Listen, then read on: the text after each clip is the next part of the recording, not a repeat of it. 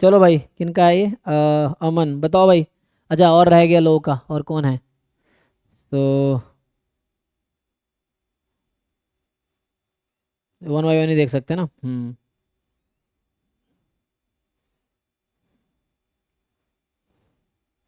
हाँ जी भाई, क्या पूछना है बताओ। ये लास्ट वाला क्वेश्चन क्यों नहीं हो रहा? मैं क्लास में करवा तो रखा है ये।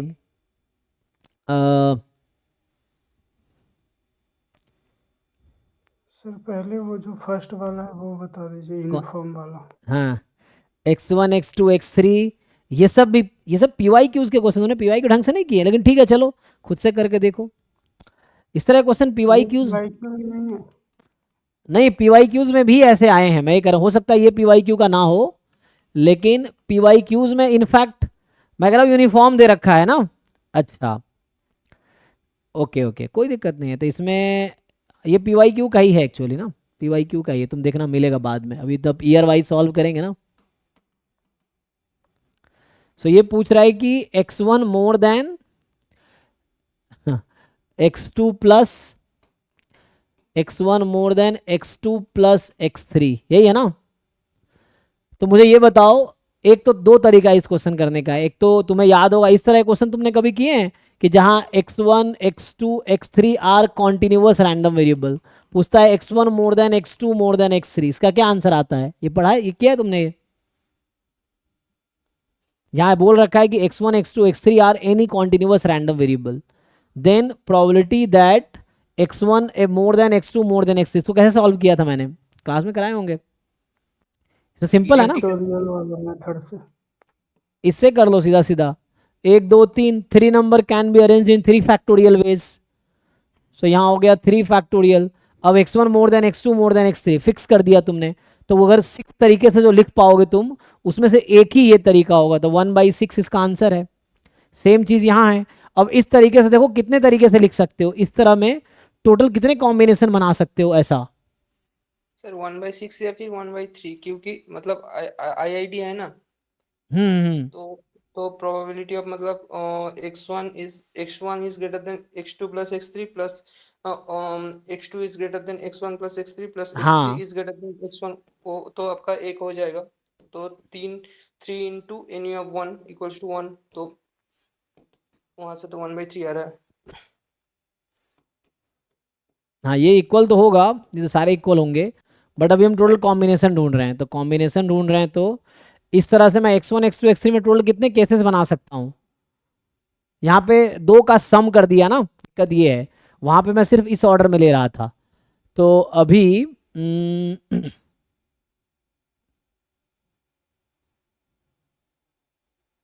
मतलब x2 is greater than x1 plus x3।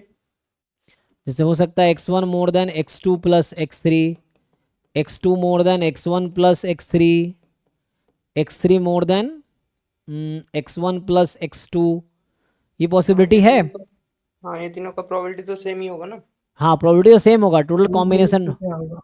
लेकिन ये और भी, इन तीनों का एट मतलब इन तीनों ही तो आपका सैंपल स्पेस होगा। ये भी तो हो सकता है फिर उस केस में, वैसे तुम सोच रहे हो तो।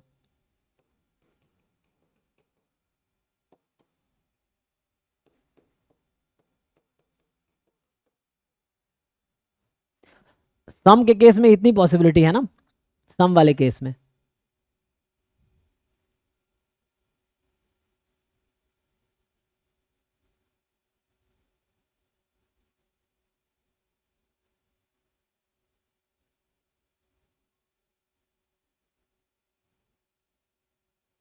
इसका आंसर शायद 1/6 है, क्या दे रखा है की में?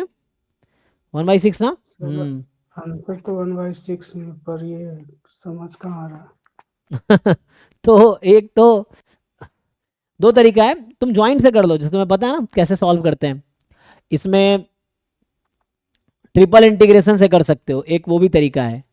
ट्रिपल इंटीग्रेशन एक वो तरीका है, एक ये तरीका है। तो यहां मुझे लग रहा है यहाँ सम है ना, सम होने की वजह से इतनी पॉसिबिलिटीज आ रही हैं, सम की वजह से। ठीक है, चेक करो, ये टोटल ये 6 पॉसिबिलिटीज हैं। अच्छा, तुम यहां सोचते कि मैं अगर ऐसा लिखता तो क्या होता। अगर मैं ऐसा भी इंक्लूड करता तो क्या होता, तो यहाँ इंक्लूड करते तो ये जो बनता ना 6, वही 6 यहाँ बनता, कोई नया नहीं बनता। यहाँ अगर तुम सोचते कि ये वाला केस अगर लेते तो क्या होता, तो ये जो 6 केसेस बन रहे हैं जो बनाओगे, तो यहाँ जो 6 केस बनेगा वो दोनों सेम ही होगा, एग्जैक्टली सेम। बट ये सेम नहीं है, मैं बोल रहा हूँ these are total possibility, they are different cases, cases different है ना। मैं ये पूछ रहा हूँ, चलो इसको मैं डिटेल में करके दिखाता हूँ। ये जो क्वेश्चन है मैं बोल रहा हूँ कि इस तरीके से कितने वे में अरेंज कर सकते हो सकता है x1 more than x2 more than x3, x1 more than x3 मोर देन x2, और x2। देखो भाई अमन, तुम्हें ये इसलिए नहीं आ रहा क्योंकि इस तरह क्वेश्चन तुमने नहीं किए, ये भी जैम में आए हैं, इसलिए मैं कहता हूँ कि 4 बार 5 बार करो। होता क्या है, बच्चा एक बार जैसे जैसे कर लेता है और उसको लगता है सब आ गया, फिर बाद में कभी मिलता है तो नहीं आता। तुम्हारे साथ भी सेम ही हो रहा है। इसलिए जब 4-5 बार सारे PYQ को सॉल्व कर लोगे ना, सारे असाइनमेंट जितने भी हैं एटलीस्ट PYQ वाले, तो ये मैं बता रहा हूँ ये जैम में ऐसे 3-4 क्वेश्चन आए हुए हैं। तुम्हें अगर एक भी याद नहीं है इसका मतलब तुम्हें ढंग से तैयारी नहीं कर रहे हो। मैं फिर कह रहा हूँ, तुम अगर सारे PYQ अगर देख लोगे रैंडम वेरिएबल का, तो इस तरह के 3-4 क्वेश्चन तुम्हें मिलेंगे जैम में। ठीक है, जाकर देखो ढंग से। तो इसलिए जब बार बार पढ़ते हैं जो चीज़ें छूट गई होती है वो दूसरी तीसरी चौथी पांचवी बार में तो मिल ही जाएगी। ये चीज़ें हैं तो वो तुम्हें ठीक से देखना पड़ेगा। तो इस तरह क्वेश्चन मैंने क्लास में भी डाउट में कराया, हो सकता है मेन क्लास में अगर नहीं कराया पूछा नहीं होगा तो, बट डाउट में ऐसे खूब क्वेश्चन कराए हैं। तो इसमें टोटल क्या कितनी पॉसिबिलिटीज़ हैं, तो यहाँ पे कोई इंटीग्रेशन समेशन करने की जरूरत नहीं है। Total number of cases count करो, मतलब classical definition number of favourable outcome upon total number of outcome, simple. तो यहाँ पे क्या है कि x1 more than x2 more than x3, x1 more than x3 मोर than x2, x2 more than x3 more than x1, x2 more then x1 more than x3, फिर x3 more than x1 more than x2, and last वाला x3 मोर than x2 more then x1। ये 6 cases हैं। अगर तुम order reverse करोगे तब भी यही 6 बनेगा, कुछ नया नहीं आएगा।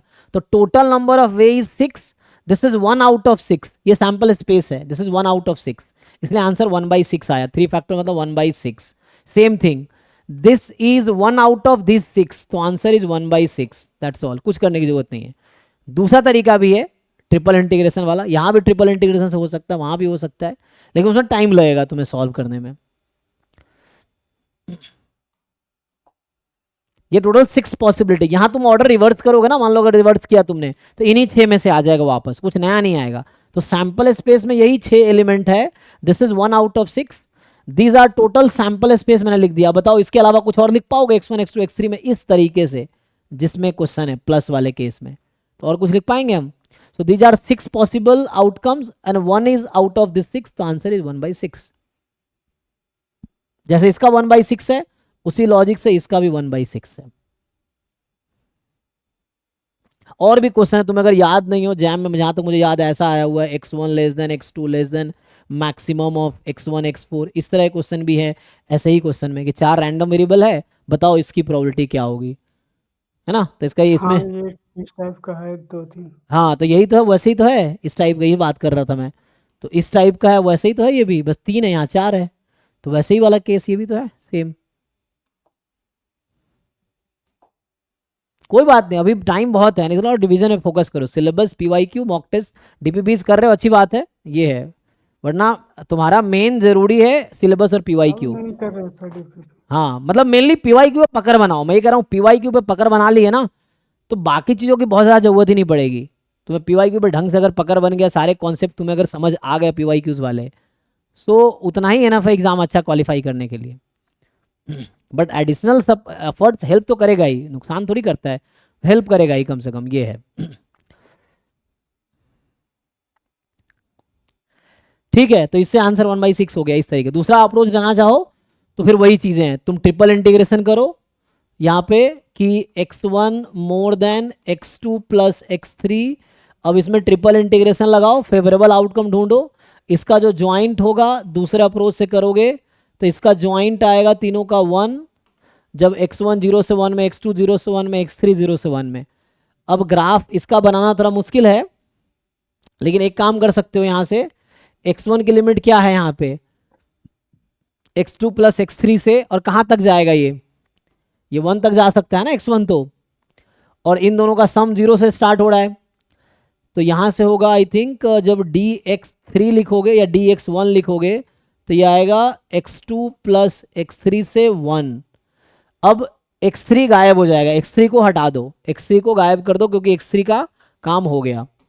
तो अब x2 और फिर x1, तो सॉरी x1 का लिमिट लिखा ना, x1 को हटाना पड़ेगा, तो x1 हटाना पड़ेगा, तो यहां से आ गया अब x2 plus x3 less than 1 more than 0। अब देखो इसमें क्या लिमिट लेना चाहोगे, तो यहां से ब्रेक करोगे, अगर x2 लिखोगे तो x2 की वैल्यू निकाल लो, तो ये तो है ना, हटा दो इसको, उसको उधर ले जाओ, तो यहां से आ जाएगा x2 less than 1 minus x3, तो x2 less than 1 minus x3, इसका मतलब है 0 से 1 माइनस x3, 0 से 1 माइनस x3, और x3 की वैल्यू 0 से 1। करो इस ट्रिपल इंटीग्रेशन सॉल्व, समझ आया कुछ? ये है 1 yes sir. dx3 dx2 dx1, limit put करो उसके अकॉर्डिंग, x2 से x3 से 1, यहाँ से है ना x2 उधर जाएगा तो वही होगा ना, क्योंकि यहाँ तो आएगा, इधर आएगा तो कोई दिक्कत, इधर आएगा तो x2 more then minus x3, लेकिन x2 तो 0 से स्टार्ट हो रहा है, यूनिफॉर्म 0 1 है, तो स्टार्ट तो 0 से ही होना है, और किससे छोटा होना है, तो उधर भेज दो x2 को, तो 1 माइनस x2,